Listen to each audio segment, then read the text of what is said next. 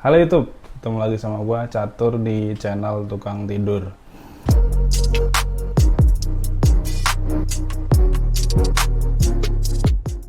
Di video kali ini gua mau nge-review satu kamera yang gua pakai buat produksi konten sehari-hari. Kenapa gua mau nge-review kamera ini? Karena ada banyak banget pertanyaan dari viewer gua tentang kamera apa yang gua pakai selama ini untuk produksi konten gua. Biar kalian nggak penasaran, makanya gua bikin video ini. Terus terang aja, gua itu bukan reviewer yang handal, jadi ya harap maklum kalau kata-kata gue masih belepotan dan nggak sesuai dengan apa yang kalian harapkan. Tapi gue akan berusaha semaksimal mungkin agar apa yang mau gue sampaikan bisa diterima oleh kalian dengan baik. Apa kamera yang gue pakai sehari-hari buat produksi konten gue?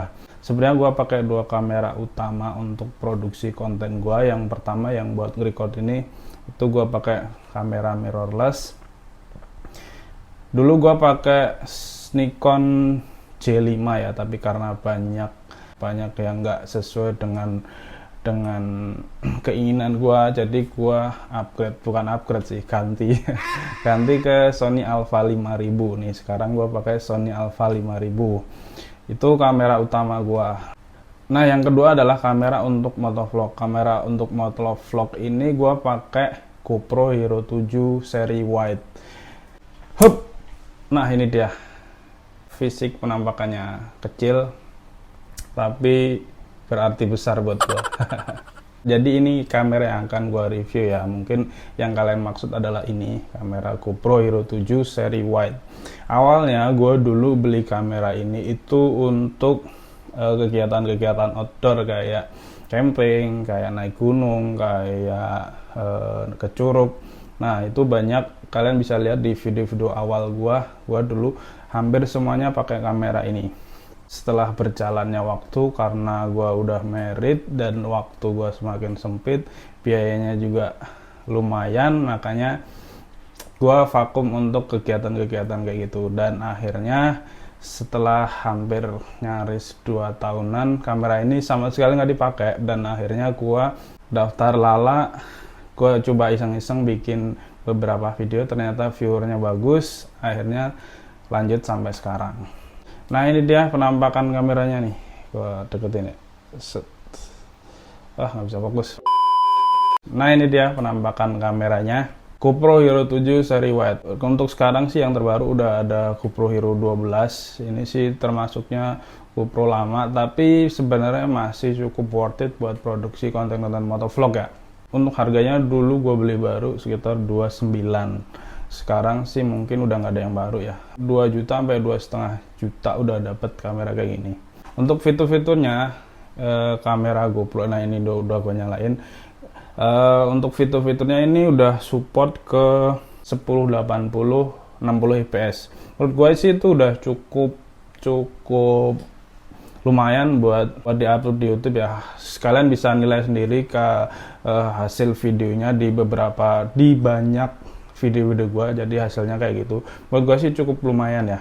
Udah support water resist sampai 10 meter, dan kalian nggak harus pakai waterproof tambahan. Ini kayak gini aja udah bisa dicemplungin ke air dan safe.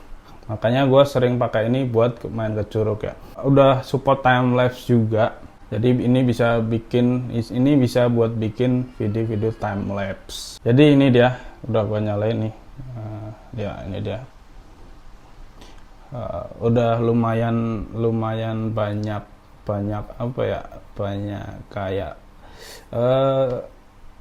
Banyak debu, bukan debu sih, kayak semacam warnanya udah mulai pudar, karena emang ini gua beli udah cukup lama dan sering gua pakai. So far ini sih worth it banget sih buat konten motovlog. Nah, itu dia tadi fitur-fiturnya. Sebenarnya untuk produksi video motovlog ini tuh udah cukup ya. Gua biasa pakai kamera ini tuh ditaruh di dada kayak gini, jadi ada bracket tambahan, gua taruh di dada sini, makanya footage yang dihasilkan seperti yang sering kalian lihat. Karena gua kan kontennya ojol ya, jadi gua harus kemana-mana. Kalau gua taruh di helm doang, nanti Gua kalau misal keluar masuk mall gua akan agak sedikit kesulitan nge-record, makanya gua taruh di sini aja terus-terusan. Untuk footage-nya sih lumayan bagus, tapi ada beberapa kadang yang kameranya lagi posisi agak turun gitu, jadi nggak terlalu wide banget untuk footage-nya ya. Tapi kadang-kadang gua kalau masuk mall gua copot, karena apa ya, karena di beberapa mall tuh nggak boleh bawa kamera atau nggak boleh record ya, jadi ya gua copot. Mungkin kalau udah di luar nanti gua pasang lagi. Jadi gua lebih prefer pakai bracket yang ada di dada daripada yang ada di helm ya. Gua dulu juga sempat nyobain yang di helm, tapi menurut gua sih itu kurang nyaman aja ditontonnya ya. Jadi gua sekarang lebih sering pakai kamera ini di dada. Cuman kekurangan dari kamera ini itu baterainya adalah baterai tanam. Jadi kalian nggak bisa buka copot baterainya. Jadi kalau misal lowbat ya udah kalian harus ngecas. Nggak bisa pakai baterai cadangan. Kalian bawa baterai satu lagi terus dipasang, yang satunya dicas dulu, itu nggak bisa. Karena ini baterainya sistem tanam. Untuk yang Hero 7 versi Black itu udah bisa diganti baterainya.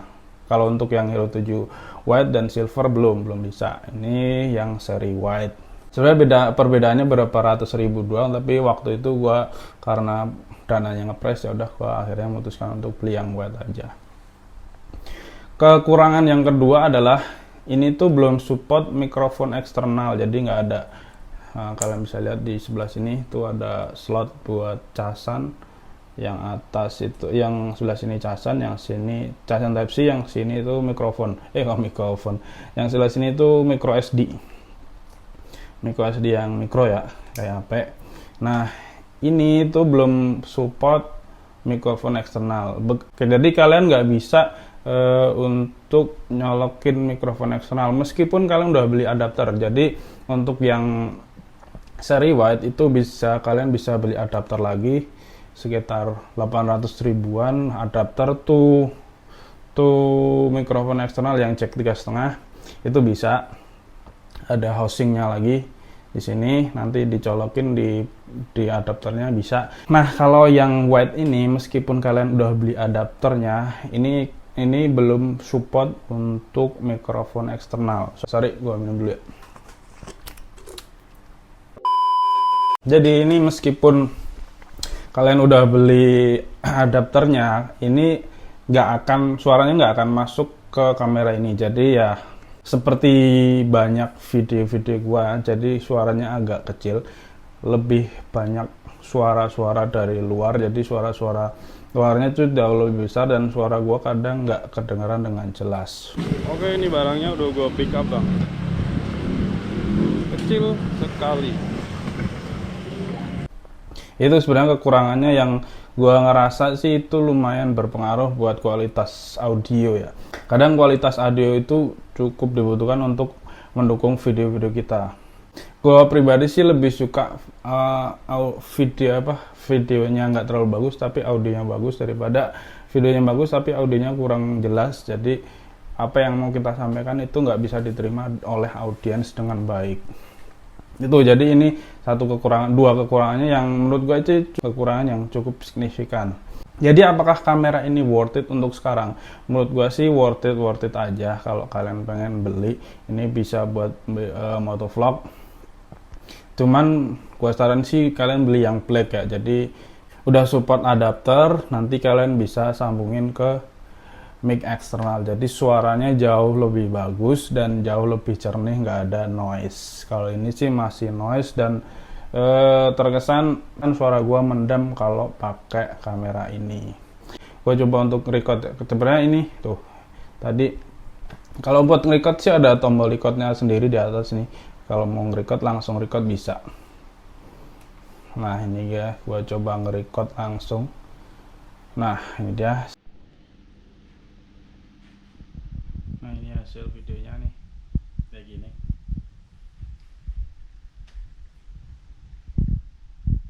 Dia lebih wide ya, jadi hasilnya tuh lebih wide gitu. Sebenarnya untuk penggunaannya itu simpel ya, simpel banget. Cuman untuk nge-record video kita tinggal pencet ini, kalau untuk matiin lagi kita pencet kedua lagi, simple banget pemakaiannya. Untuk transfer videonya ini udah support WiFi, jadi kalian bisa download aplikasi GoPro di App Store atau Play Store. Jadi kalian nggak perlu lagi copot-copot micro SD ini ya, kalian cuma sambungin WiFi langsung.